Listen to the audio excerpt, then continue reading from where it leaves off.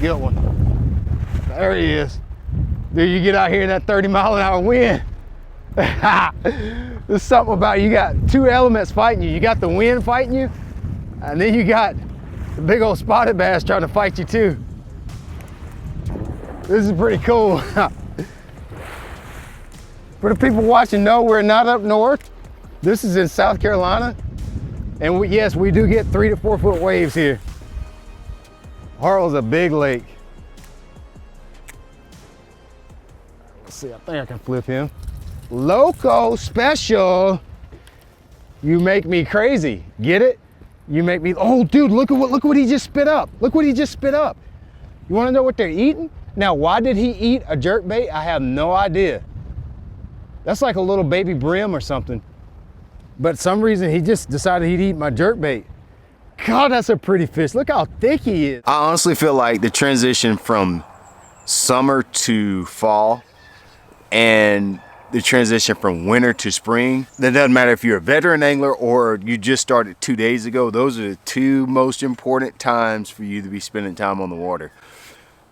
Reason being, so many things change on a daily basis in those two time periods, from fall to winter, or even summer to fall, and winter to spring. Weather changes everything. And I really want to challenge everybody out there to change their thought process. I want to challenge you to get out of that routine of making, okay, it's windy today, now I'm going to do this, or today is cloudy, so I should throw this. I want to challenge that thought process, and I want you to dive a little bit, like a layer deeper, into why when it's windy, maybe you should throw a jerkbait. Yeah, that's a bigger one. That's definitely a bigger one. Dude, they lock it down like a lawnmower in wet grass back there.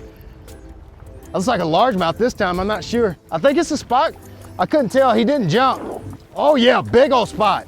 Dude, that's one of the crossbred spots. Dude, I got so much going on. I got the boat going one way. We got waves crashing over the bow.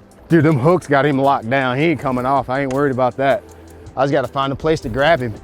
Oh, look at that thing. We got the meats, baby.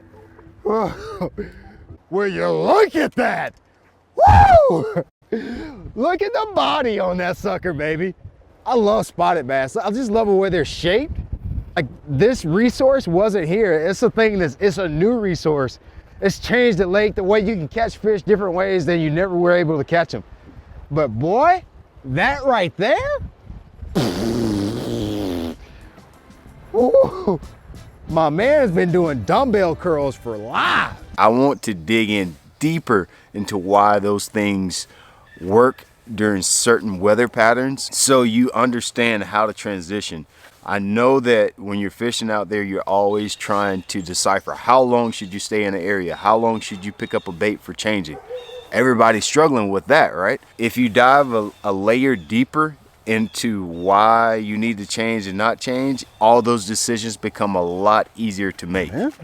Not as big as what you think you. Now, we started off the day, it was really, really calm. It was almost dead slick flat, which made me want to fish docks. But as the day went on, it kept getting windier and windier. And before you know it, I'm trying to hold my hat on. We can't stand up in the boat. So as the wind picked up, I just had it in the back of my head all day, Brian, you better throw a jerkbait. And I finally just trusted my gut, and I went out and threw a jerkbait. The very first point I pull up to, I catch one, 14, 16 inches long. But that was a storyteller. The moment I caught that first one, I was like, let's go, we can do this. Put it in gear. Let's talk about how weather affects you, the fisherman, and the fish. Hey, I'm pretty excited about these. This is my new ExciteBite T-shirt and hoodie. If you log on to my website, shopblat.com, after you watch this video, check them out, all right?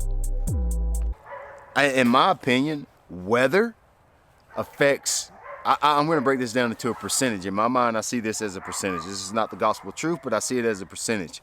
It affects the angler about 70%. It affects the fish about 30%. Everything under the water, where the fish live, is delayed. all right?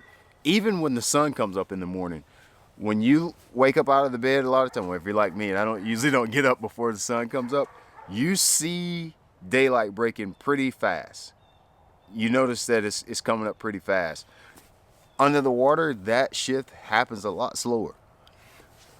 Likewise, when we have a cold front come through, the water cools off like 3 or 4 days later, and it's not as drastic of a shift. So even though we're freezing above the water, the water temperature may only drop 2 or 3 degrees at the most, depending on where you are. I live in a deep reservoir, so yeah, 2 or 3 degrees. In Florida, it could drop 10. So that's always relative to where you are.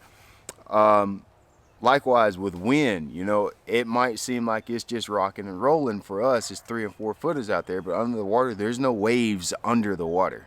It does break that surface tension and reduce the level of light that gets under the water, but not that much changes under the water. So the fish are affected very minimally, actually. You know, it may seem like they may have different attitudes and behaviors, but the fish really aren't affected that much. Hit it on the paws. Hit it on the paws. All right. Oh, look at the other one with him. Wow, there's another fish with that one. Guess they were schooling up on that point. That's why I always threw a 3-hook jerkbait. Oh God. That's why you let go of a jerkbait real fast. Holy smokes. Okay. Okay, we got a bit of a conniption going on here. Just a little guy.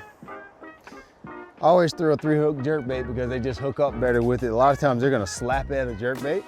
Whoa. So with weather changes, what you are basically fighting is a couple things. Fishing isolated cover or fishing docks. Fishing isolated cover in a very windy condition, docks, stumps, anything that's isolated that you have to make accurate pitches to, it's not that productive in windy periods of the day. So it might be a better idea to throw something where you don't have to be as accurate. A lipless, a crankbait, a jerkbait, a spinnerbait, some of those baits where you can literally just throw it out, reel it back, work it back to the boat. You're not really that much concerned about accuracy. That's how you know how to transition from choosing different baits, choosing different techniques. You simply can't present the bait correctly. So put it down. That would be my advice for you. The weather could also dictate what areas you can fish. If it's too windy, you might not be able to make a 50-mile run. If it's too windy on one side of the lake, that water might be muddy because of the wind. That could work for you or against you. If you're in a clear body of water, a lot of times they don't like that muddy water. Smallmouth for sure, they're not gonna go to the muddy water if it's windy on that side of the lake. So you might want to abandon that side of the lake and go to the other side. You might want to fish, if it's a north wind, go fish the north side because it's not getting beat up. That lets you know how to quit and when to abandon an area. And you can see what I mean by the fish on that side of the lake, on the south end of the lake, on the north wind, they don't just abandon and go to the north side, but you just can't effectively present your baits, and that area is just trash right now. So it's just best to just leave that alone and go to the other side where you can present your bait better. The environment is better for the fish, so you can start to see that it's actually more about you and how you can present the bait more than it is how about it affects the fish. Have you ever thought about weather, especially wind, how much it affects your ability to be quiet? A lot of times if it's too windy, you're having to run the trolling motor a lot, so you're louder. You're also having a lot of boat slosh. The boat is banging against the waves. Now you're not quiet. So you can't present your baits. The fish are more aware of where you are. So it might be time to abandon that area and go to somewhere where you can use a different presentation to where being quiet, or you might want to fish somewhere where it's deeper, where that noise factor isn't as big of a deal, or you just abandon that area totally and you go somewhere where you can be more stealthy and you don't have to make as much noise fishing. So on a windy day, it's not a really good idea to go throw a weightless stick bait or to throw an 1/8 ounce shaky head. Now my mind starts to think, it's windy, I can't really throw this spinning rod with braid, 15-pound test braid, because I'm getting this huge bow in my line. I'm just extremely inefficient. What should I do? Oh, I could throw a jerk bait, jerk it back to the boat. I don't have the bow in my line. I can cover a lot more water. My boat positioning isn't as important as it is when I'm just trying to fish an isolated dock. It's more about me and what I can do and what I can present. That makes me decide what baits to use, where to go, and how long I'm going to fish there. With the extreme wind that I'm having, it's a lot better. It makes more sense for me to now throw a jerkbait where my boat positioning isn't important. I can make long casts and get them away from my boat. So now that my trolling motor is running in the waves, it doesn't matter that much because my bait is 60 foot away from the boat, so it doesn't matter as much. This is the thought process that I want to challenge you to start using in your fishing. Here's a closer look at the jerkbait that I'm using in this video. It was a 13 fishing local special. You see me use this in a lot of videos this year, but I like to use a deeper one most of the time. If I got water clarity 5 foot or deeper, I probably will use the longer lip jerkbait. I just feel like it gets down to where I want to fish the bait a little bit better. There's a couple different colors I like to use. This one's called Olive Crush. I use regurgitated shad. And honestly, there might be 1 or 2 more colors that I use, but it's not really, for me, I haven't found it to be much about the color. I just like the flash of this bait. It throws really well when it's windy outside, which is most of the time when I fish a jerkbait.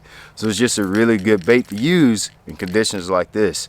My rod and reel combo on that jerkbait was a favorite Pro Series 6'8" medium power. My reel is a 8-1-1, I want to say it is. It might be an 8-3-1. Sorry if I misquote that. It's the fastest reel I have. It's a Concept Z. It throws really well. It has a good spool system on it. It handles lighter line, which is something that I'm using in a scenario like this. 10 or 12 pound test line without backlashing a lot. And that's my setup. It's really a pretty simple setup. The thought process is more what I want you to concentrate on in this particular video or concept. The wind has been atrocious today, but like something in me, that little kid in me still like wants to beat the elements like I used to when I was a teenager. This place is the perfect playground to learn how to fish. I get to fish deep. I can sight fish, I can fish clear water, fish deep water. I'm so happy I get to call Lake Hartwell my home, baby. So I'm gonna go out here, see if I can catch a few more before dark. I think the cameramen are tired. Y'all tired? They're tired of fighting the waves all day. I don't even have a voice left from hollering.